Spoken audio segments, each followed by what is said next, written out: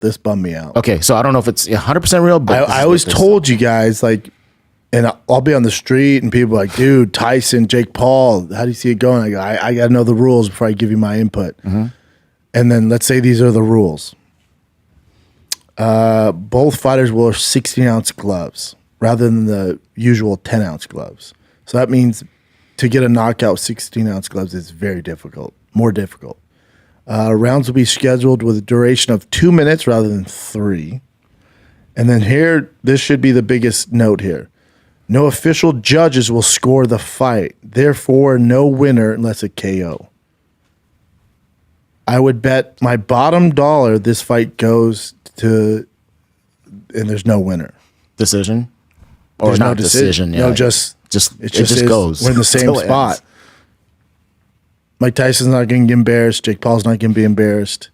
They're in 16-ounce gloves.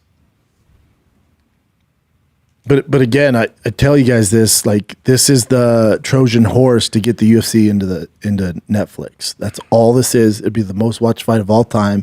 That there's no finish, there's no decision. It's kind of this weird fight, and all it is a Trojan horse to get the UFC to Netflix. So whether Jake Paul realizes it or not, he's helping the UFC tremendously. I'm sure he's aware. He's helping the UFC tremendously.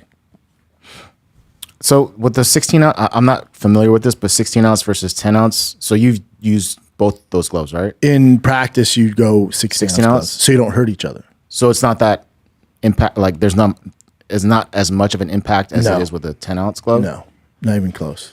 Okay. It's what you train with. Now you can knock people out in training, catch them right.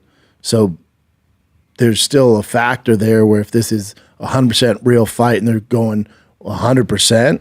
And, you know, Jake were to catch Tyson on the chin or Tyson catches Jake on the chin, with 16-ounce gloves, you could still do some damage, but nowhere near like 10-ounce gloves. Not even close. Mm. So it seems like everything's set up where this thing's just going to go all the rounds and there's no winner. So it seems like it's leaning towards exhibition, not a real hardcore boxing But again, match. I don't care about any of this. I care about the UFC. I don't care about any of this. Good for Jake Paul. They could have said, and they have headgear on and they're wearing dresses. I don't care.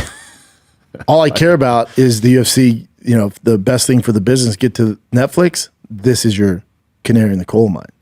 Because Netflix, I'm like, holy shit, this is whatever it is, 100 million viewers. That's wild. And then it gives UFC leverage to go, yeah, we actually have this guy and can provide this much content. And then they sign for like $5 billion like the WWE did. That's what's going to happen.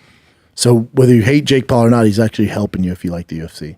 Now, if you don't have Netflix, you're probably really sad.